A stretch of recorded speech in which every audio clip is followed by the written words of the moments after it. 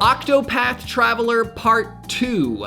You know, I agonized, just absolutely agonized over whether I should get the Switch version or the PS5 version. And ultimately, it came down to the graphics, which is funny because this is a game made to kind of look a little more old school. But man, the Switch is just, it's too old now. Blurry graphics, slow frame rate. I had to go with the 60 frames that you can get from the PS5. Very nice steel case. Oh,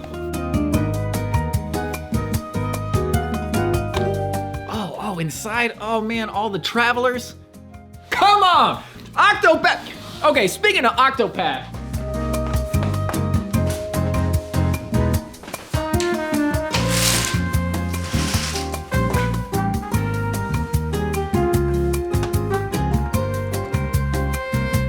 This right here is Brian's old Sony Discman. A couple of days ago, we were at Brian and Andrew's parents' house for dinner, and I love going to their basement to look at old stuff, and this was just sitting there, and I was like, Brian, I gotta showcase this on the vlog. So I put some batteries in, and I put the Octopath Traveler disc in there. Something about it is just so much fun. Retro technology is just, there's YouTube channels like This Does Not Compute, and I'm sure some of you are subscribed to him as well, that just, oh my God, I loved that old stuff so much. I loved it so much at the time, and so much of it was like so out of reach, and now it's so cheap and easy to get, and nobody wants it. Oh man, every now and then I have things that I can just tell you that you can take it to the bank. And one of those things is to just go where it's not crowded. I love the cutting edge just as much as the next person. But man, if you can just go like a generation or two back, nobody cares about that stuff anymore. And it's like you can just have like this playground of delights just there, so cheap, so much fun. Now some things are still weirdly expensive. Like you remember those little mini DV camcorder tapes? I want to get like a player deck for that, but those are still pretty expensive on eBay. So this actually has a line output in addition to the headphone, which means you can just get a really nice direct feed. I plug this into my recorder so I can give you an idea of what the sound is like.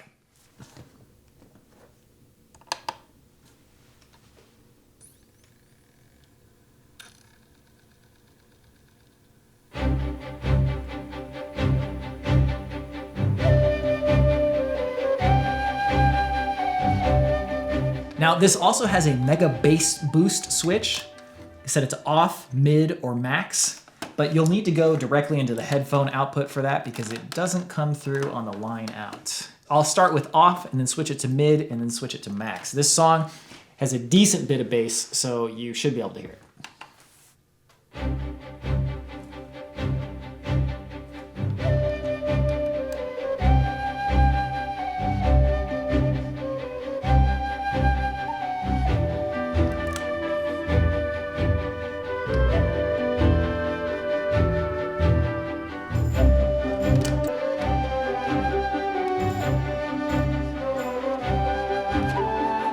Now, the only problem with this particular model is that it has absolutely no shock protection whatsoever. It very easily skips. What I really want to do is I want to get my old model that I used to listen to when I was doing homework. Oh, that'd be so much fun. It's not that expensive, it's like 20 to 30 bucks, but I just, for some reason, I feel like it's a waste of money just because I'll play with it like once or twice and then probably never do anything with it again. But man, like the other day I was looking into mini disc players and then I was like this close to getting an old iPod and then finding like a new replacement case that you can get for it. You take out the internals and put it in the new case. All of that is so much, what is it that makes people want to do certain things? Like what is it in me that just loves that type of stuff? All the new stuff that I have now, like I want to take extra good care of it because in 20 years, it's gonna be even more fun. They'll be like, it's great when it's new, you don't care about it in this middle section, and then in 20 years you're like, oh, this is the best thing ever.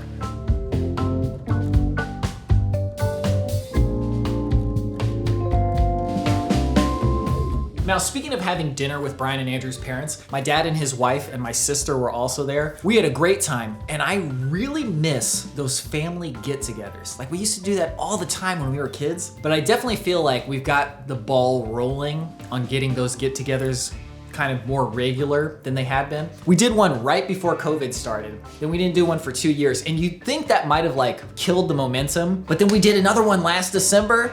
Come on, man. That's a good sign if you pick back up after a 2-year hiatus.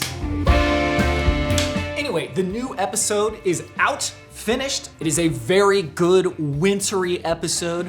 If you're a patron, you'll be watching that right now. If not, it won't be too much longer before you can watch that as well. We still haven't decided where we're going next, but we've got bigger stuff in the works, and of course that Japan trip, which we're really starting to solidify the plans for that, so that's happening as well. This episode was like an hour and a half long plus shout outs. And it's weird to say that an hour and a half feels kind of short for one of our episodes. The length of these just kept creeping up until we like surpassed 2 hours. And I was thinking that the difference in time to like produce a hour and a half episode and a 2-hour episode is really not that much different. The thing is though that we've always made the episodes as long as they need to be.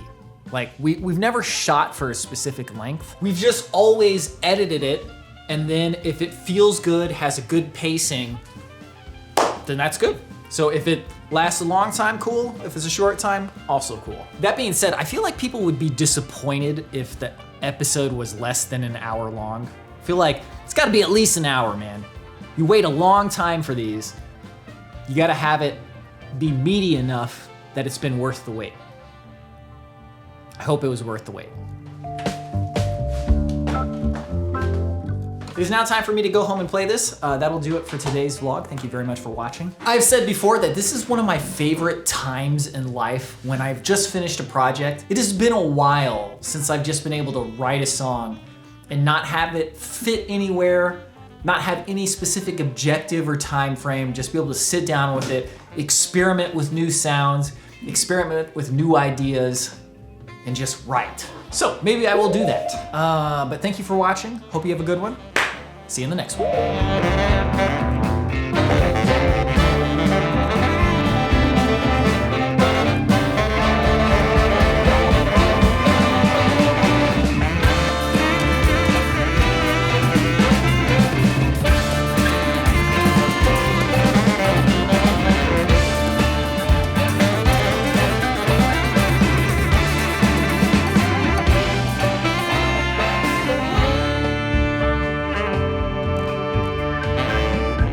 Octopath Traveler Part 2.